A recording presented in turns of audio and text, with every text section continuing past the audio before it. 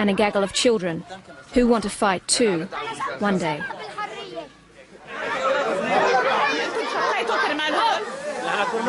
الأطفال والكبار والصغار والنساء والكامل وكل الشعب السوري. هاي رسالة لبشار الأسد. هذول هن الأبطال يعني. الأطفال يا بشار. هذا الجيل الحرية هذا. This morning, Syrian snipers have claimed another victim, a little girl. Her mother is thankful and astonished that she's alive. أنا هيك مخترقة هيك بس الحمد لله رب العالمين أنا لقيت كنزتها كيف فايتي هيك طالعة هيك. She was operated on in a clandestine hospital but was immediately rushed into hiding at home.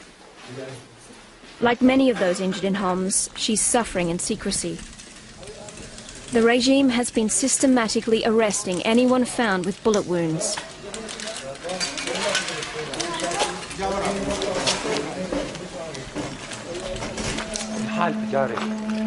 Later, the crew is led to the vanguard of the rebels, a dozen fighters just 20 meters from Syrian forces.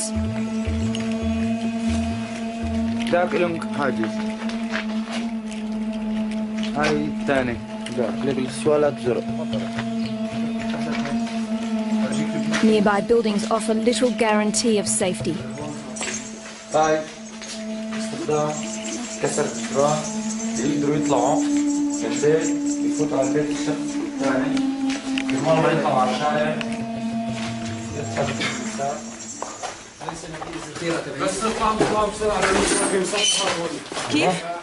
Suddenly, a warning is sounded.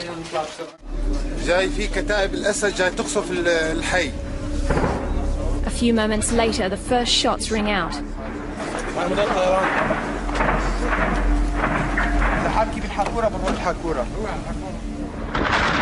An attack is underway across the other side of the city.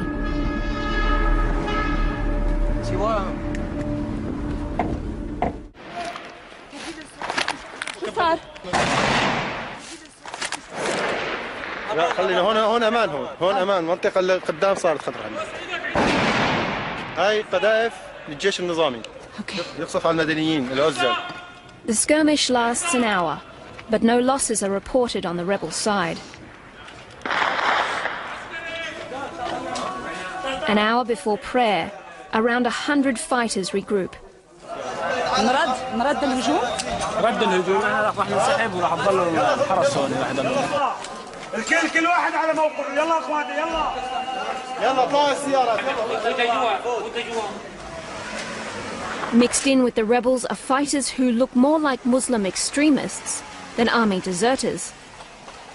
The FSA quickly dismisses any questions about their background. بس مبين مثل السلفي شو يعني؟ لا هذا نتيجة انه ما حدا فاضي يحلق دقنه، ما حدا فاضي يغسل، لا حدا يتحمم، كله معارك. ملازم اول ها؟ ملازم اول ما اعلن انشقاقه.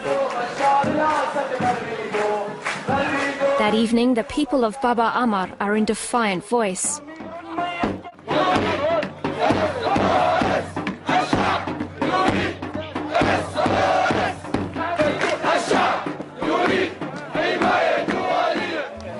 النظام يعني حاول يجيش بعض من الطوائف هيك، بس لكن الشعب السوري اللي قام يعني كلياته شعب واحد، والشعب السائر كله يعني ما في لا في عنصريه عندنا ولا في يعني في طائفه ضد طائفه. نحن طائفتين بسوريا، طائفه النظام، طائفه الثورة والحرية. The next day brings a dramatic and unexpected development.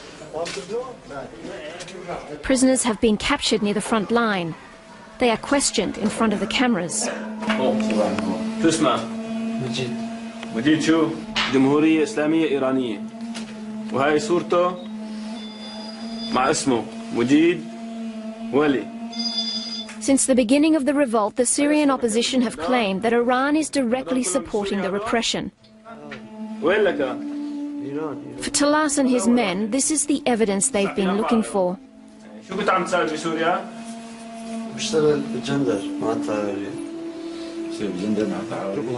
The Free Syrian Army, under-resourced and vastly outgunned. The rebels of Homs need every advantage they can get. really in his face?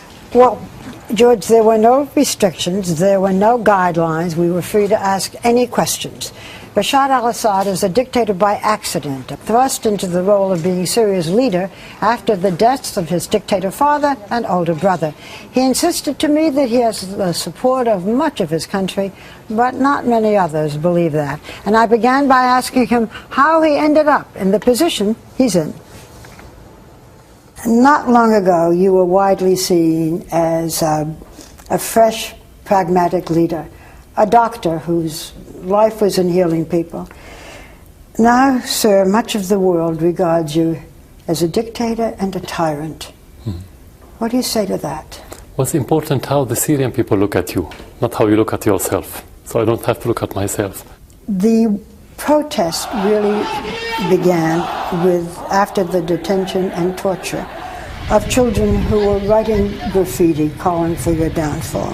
I've seen awful pictures of what happened. Why was there such a brutal crackdown? What happened? Well, I'll give you some examples that I saw. Yeah. A 13-year-old boy who was arrested in April. A month later, his body was returned to his family bearing scars of torture. A famous cartoonist whom you know, who was critical of you, badly beaten, his arms were broken. A singer, famous singer, who wrote a popular song calling for your ouster, he was found with his throat cut.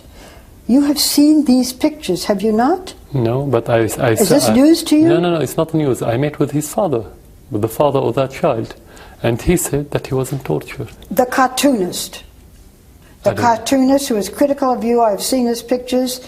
His hands were broken, he was beaten. Many people criticized me. Did they kill all of them? Who killed who? Most of the people that are being killed are supporters of the government, not the vice versa. What about the singer with his throat cut? I don't know about him. I don't know about every He was a single famous case. singer, a famous song. You don't know about it? No, I don't think he's famous. I don't know about him. In the beginning, these protests, the women were marching with children carrying olive branches. Nobody at that point was asking for you to step down. It has escalated. Do you think that your forces crack down too hard? They are not my forces. They are military forces belong to the government. Okay, but you're I don't own them. I'm president. Okay. I don't own the country. So they're not my forces. No, but you have to give the order. No.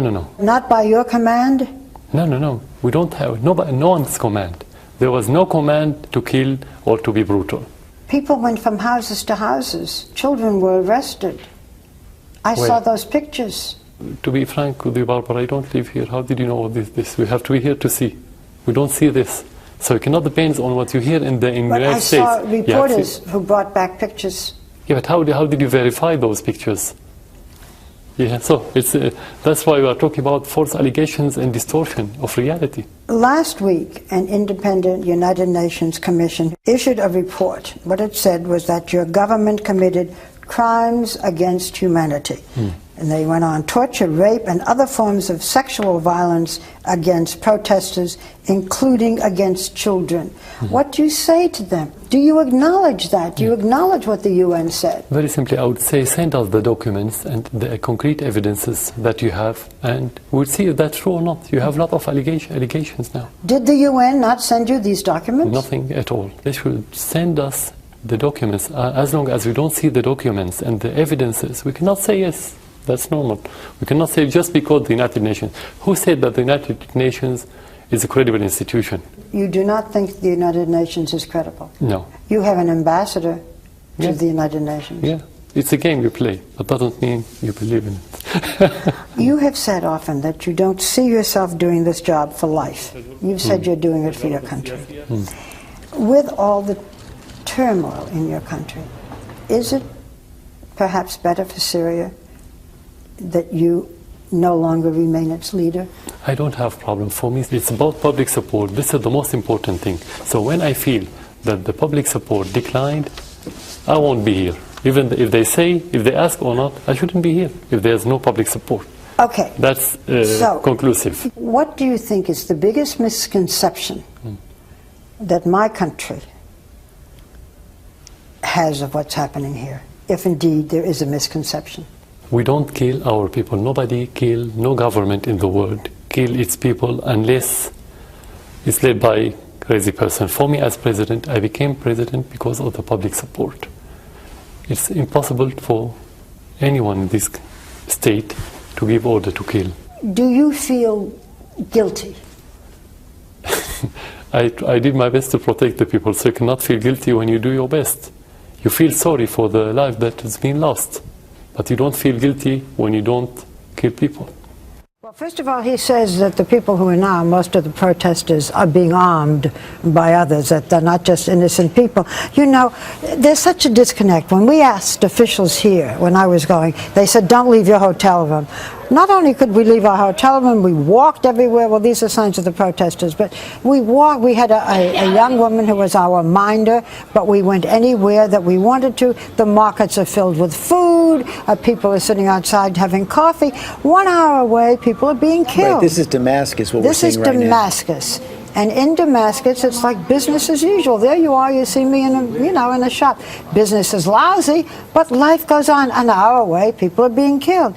But then there's the disconnect with him. This is a man who says we're going to have parliamentary elections in February, we're going to have presidential elections in 2014, we're going to have opposition candidates. I mean, and at the same time, the country is in an uproar. It's so amazing. He says, I didn't do it, it was my government. You're the government.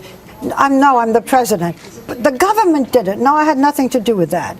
It's the disconnect between the city of Damascus and the rest of the country, or much of the country, and this man who says, sanctions won't bother me. I only care what's happening in Syria. I don't care about public opinion.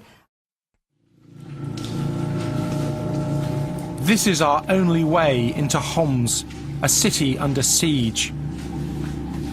A secret tunnel to rebel-held areas, their sole link to the outside world. And above us, a killing ground.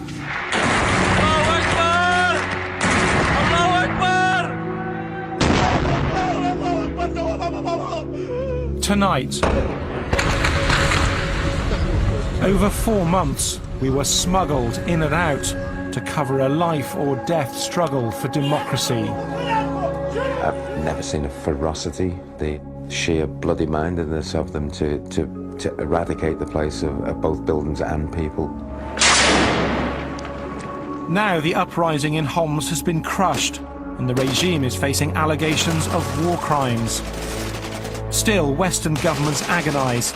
Arming the rebels could lead to civil war, but if they don't, how else can the killing be stopped? أطفال عم تتشرد، أطفال عم تنقتل، ما حرام عليك؟ ليش؟ مشان شو؟ لأنه طلبوا الحرية؟ We first entered Syria late last year, illegally, from neighbouring Lebanon. The regime doesn't allow free access for journalists. For us, this is the only way in.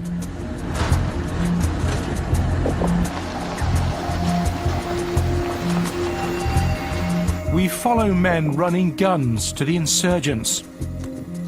Each carries 3 rifles.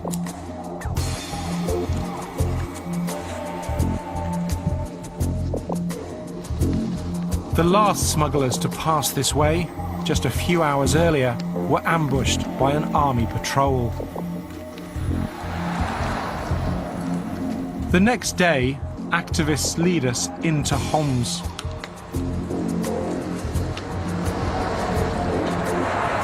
They're risking